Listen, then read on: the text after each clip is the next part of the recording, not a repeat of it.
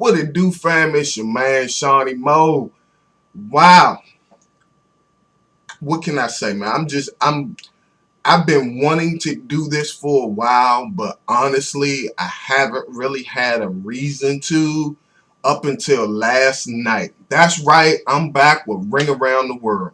So let me just jump right in real quick. I might be a week late, but that's because I was doing a comedy show. No, I'm not a comedian. I was the DJ for a comedy show that happened last week. So I didn't get a chance to catch the Cotto Margarito fight, but they showed it again last night. And all I can say is this. Cotto dotted that boy's eye. Did he not? As far as the fight went, I think that Cotto had a good plan as far as being able to stick and move. Margarito, to me, looked like he wanted to do the close-up thing, and when it came time for doing the close-up thing, for real, Margarito was not to be slept on. He didn't do a lot of damage, but he did do some damage.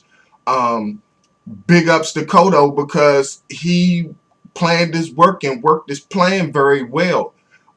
One can only hope that maybe, just maybe, they might consider a rematch. And the only reason why I say that is because I'm quite sure there were quite a few other people besides myself that wanted to see a clear-cut KO.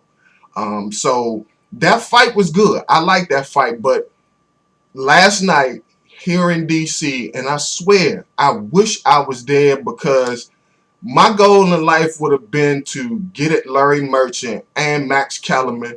For those of you who have watched a lot of my previous Ring Around the World videos, you know that those two are not my favorites, and I would have loved to have the opportunity to see them face to face to say what I wanted to say to them, what I normally say when they're on the TV, which is shut up. But either way, last night they had an event here, and it was Lamont Peterson versus Amir Khan. But the undercard, Seth, sorry about that because I got my notes on the other side. Seth Mitchell versus Timur Ibragimov. That was a pretty good fight, for the little bit of time that it lasted. It got stopped in the second round.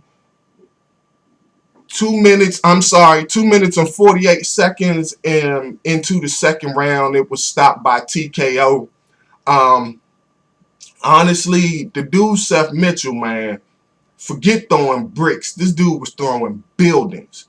I'm glad the referee stopped it, because at the point where he threw that, I guess it was the right, because when you're looking at it from TV, the angles are completely different. But when he threw that first right that rocked Ibragimov, that fight was over. I mean, literally, it was over. And then they turned around and punished the boy with 3 full more buildings up against the head. I'm glad the referee stopped it. Big shouts out to Mitchell, who is from Brandywine, Maryland. I look forward to seeing that brother in the ring again, and I just really hope that he continues on that successful path to become a contender and maybe even a title holder. But then we get to the big fight, Lamont Peterson versus Amir Khan. Big ups to Lamont Peterson, straight out of Southeast DC. That's my dude. That was a beautiful fight. Those are what fights are made of. In the first couple rounds, I was a little concerned because Amir Khan, I don't know, did the dude have Coke in his water or was he drinking Red Bull? Because that dude was all over the place. He put the Energizer Bunny to shame the way he was moving. But nonetheless, while I was watching the fight, the one thing I kept saying, because we get to screaming at the TV, the one thing I kept saying is, if you go to the body, you'll slow him down. And ultimately, that's what Peterson did. And he secured the win by unanimous, well, not by unanimous decision, but by decision. He won the fight and the title. Now, my thing with the fight, there were a couple things. The referee took away points from Amir Khan for pushing. To be honest with you, I probably would not have taken points away from him for pushing because they were both pushing. I mean, and that's when you got a guy up against the ropes and you trying to get your punches off and stuff. Sometimes you push him up against the ropes. I think I would have took points away from him for the way that he was holding Peterson down. Anytime, like Peterson would come in low, he would lean on him and hold him down. I would have taken points away from him for that.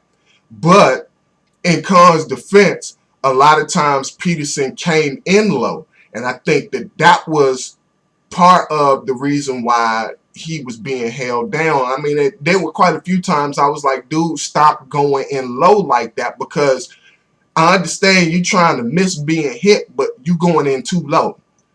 Nonetheless, it was a good fight. I hope it, well, Peterson did say that he would give Khan a rematch, no doubt. But I got a funny feeling he going to do this rematch, and it may be in Khan's backyard instead of Khan coming back here and doing it again. Boxing in D.C., it will be a beautiful thing if folks knew how to act. That's all I'm going to say about that. One thing Khan got wrong, because Khan did make the comment that boxing hadn't been in D.C. in over 20 years, and I debate that because the last fight Mike Tyson had, which was early 2000, like somewhere around 2003, 2004, 2005, Tyson fought at, it was then known as the MCI Center, which is now called the Verizon Center.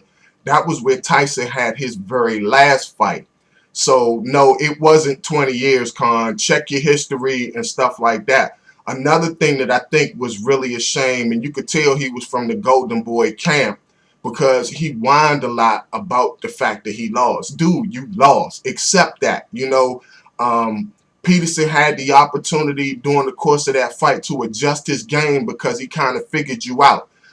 He went to your body like a skilled boxer should have and slowed you down. And as he slowed you down, he was able to kind of capitalize by getting in more punches, by getting more lands, and making sure that you knew he was there to win that fight.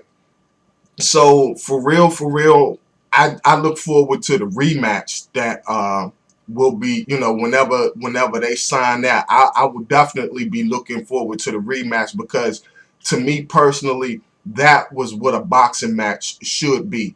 I'm not big on the holding. I'm not big on the just dancing around the ring and not doing anything. And these two cats really showed their true talent. Even though Khan lost, I gotta give him his props. He did do his thing. Rumors circulating that Floyd Mayweather's talking about fighting Pacquiao on the 5th of May. I hope it goes through, because if it doesn't, then, we're going to have to look forward to Khan and Peterson and some of these younger cats coming out and doing their thing. And one can only hope that, and if the future of boxing is anything remotely close to what I saw last night, then you'll be seeing a lot more of Ring Around the World. Well, that's just a small bit, a small piece of my thoughts on the fight last night. I got to give a big shout out to my man, DJ Hubner, up in, we call him the West Coast DJ, because Cat has really been at me, when you going to do another one? When you going to do another one? So here it is, dude. I dedicate this one to you. I'm sorry it's short, but once again, this is after the fight. So technically, if you saw it, you saw it. If you didn't see it and you got cable and you got HBO, I'm quite sure they're going to do the replay. Make sure you tune into the fight, because it was definitely a beautiful event. Big ups to Lamont Peterson. I hope to see you around the city somewhere, man. Shouts out to all my Go-Go Radio family, all my friends, all my family. Hey, look, y'all have a beautiful holiday. Enjoy it. Enjoy it, and I'm going to see y'all soon. It's your man, Seaniemo, with Ring Around the World. I'll holler at y'all, right? It's the one that smoke blunts with ya, see your picture. gonna grab the guns and come and get ya.